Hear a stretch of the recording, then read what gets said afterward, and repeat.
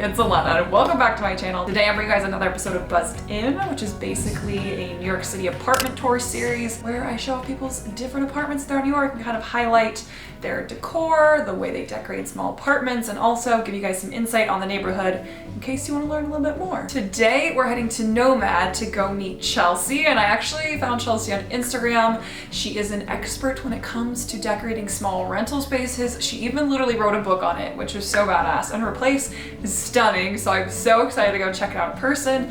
And as usual, before heading over, let's learn a little bit of history about Nomad. So the name Nomad came into the use around 1999. It actually stands for North of Madison Square Park. Nomad is bound from 25th to 30th Street, as well as the Avenue of the Americas and Lexington Avenue. So around the mid-19th century, New Yorkers began establishing residence around the park. You can find stunning brownstones there. Notable figures like Franklin D. Roosevelt and Grover Cleveland once lived. Since then, it's transitioned from a more residential area to an area with a lot of commercial businesses in the earliest 20th century, so you can find places like Eataly to dine at, many stores for shopping, and luxury boutique hotels. So on that note, let's head uptown to Nomad and go meet Chelsey.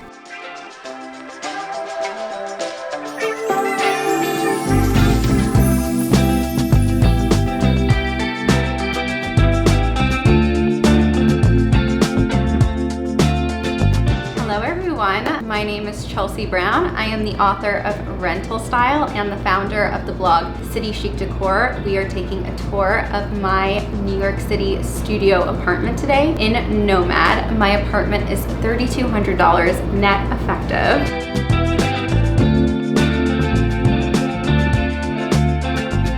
So the kitchen is kind of what I gave up on when choosing this apartment. I didn't want a kitchen in an entryway, yet a kitchen in the entryway is what I got. It's very small. There's not a lot of counter space. To glam this up, I added contact paper. This is all contact paper. I have a little coffee bar here, and then I have all my cabinets, which I'm not going to open because they are an absolute disaster. And what I did to add extra storage, because I live in a very small space, is I added baskets on top with labels so I know what belongs in each bin. This is the infamous closet. I liked this apartment because it had a walk-in closet. Yes, I know I wear a lot of black. It's all black.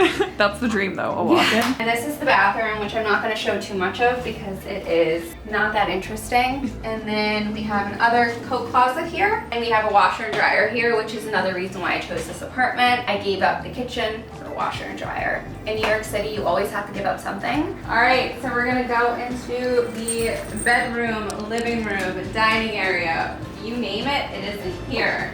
Here we have my layered mirrors. Not only are they super cute, but they're also functional. I actually have storage behind these mirrors. I keep a bunch of pieces of artwork behind here and my dog's baby gate. Don't underestimate the value of like a few inches of space because you're gonna need all of that if you move into a space as small as mine. Move over 2 feet. This is my living area.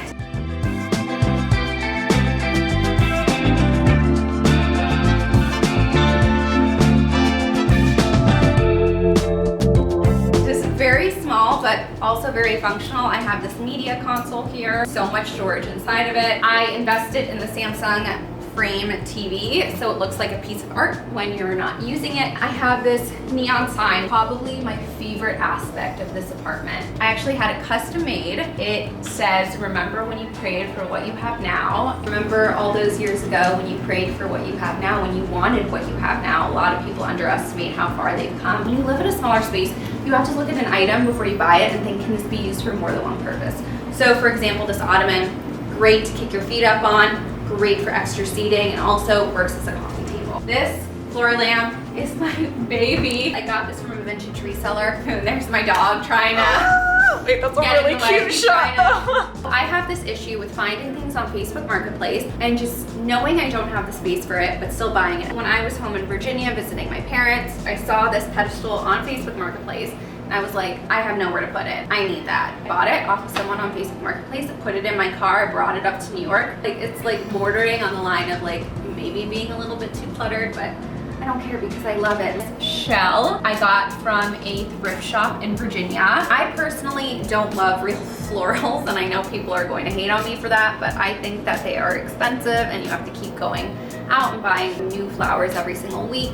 I say don't do that. Run to Michael's, buy florals that look real, create your own arrangement, and you have it forever. He is giving you a preview of how comfortable the sofa is. He loves it, I love it. This is from Crate and Barrel. It is stain resistant, very easy to clean. You can pop off the cover and throw it into the washer and dryer, which is absolutely fantastic. And it's the perfect size for a really small apartment. I wanted something that I could nap on, relax on, work on, and this fit the bill. This is the infamous gallery wall.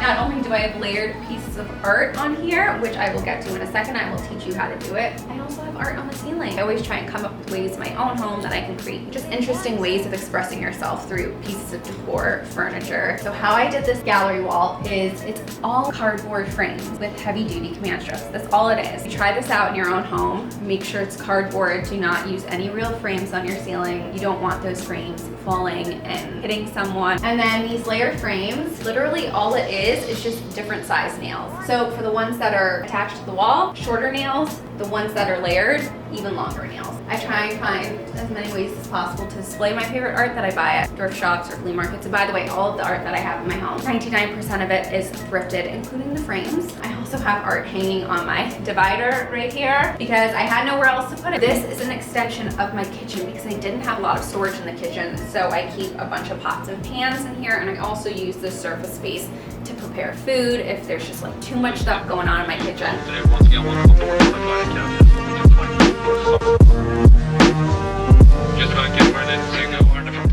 Because I live in a studio, I wanted a way to separate my living area from my bed area, and I got this divider. This is the bed area. It fits a queen size bed and 2 nightstands. I really wanted a feature statement in this area, which is why I took this beautiful wallpaper from Wall Decor. They are one of my favorite places to purchase peel and stick wallpaper that works for renters. Super easy to apply, it's super easy to remove. Okay, what about this man? Is there any stories? Is this just a thrift find? I got this dude from the flea market a few weeks ago, and for some reason I liked him, I liked his vibe, so I got him. My parents, when they come and visit my apartment, they're like, this looks like Hogwarts, you know, with all of like the talking portraits.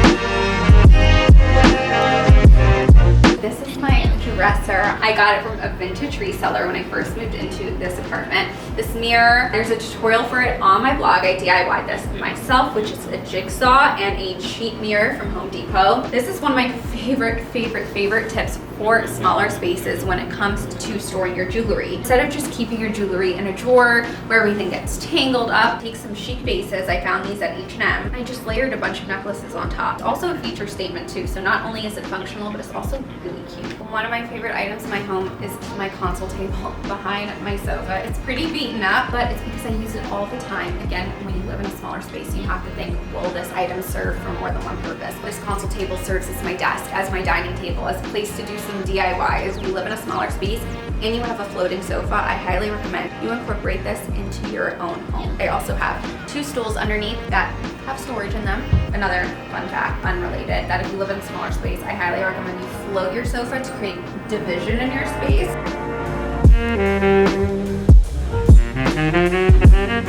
My platform is all about how to decorate small rental spaces, from my Instagram to my TikTok. If you are a renter or you live in a small apartment, this brand is probably perfect for you, and this book is probably perfect for you. It has all the information you need, from moving into your first rental apartment, from moving out to hosting in your apartment, to decorating it.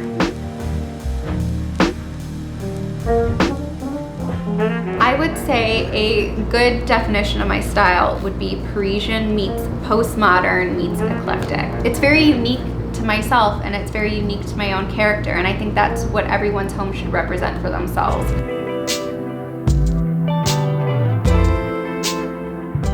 One of my favorite decorating tips when it comes to decorating small rental spaces is to keep your bases neutral. So what do I mean by bases? I mean your large pieces of furniture like your sofa, your bed, a large area rug. Keep those neutral colored, right? So ivories, whites, beiges, tans, so you can add in pops of color through the accents and decor. One of my favorite DIY projects is applying wall paneling in your home. Now, normally wall paneling is this very heavy duty project, but I created a way to hack this project to make it work for renters by using lightweight wall paneling and Velcro strips. I also have this tutorial in my book, Rental Style.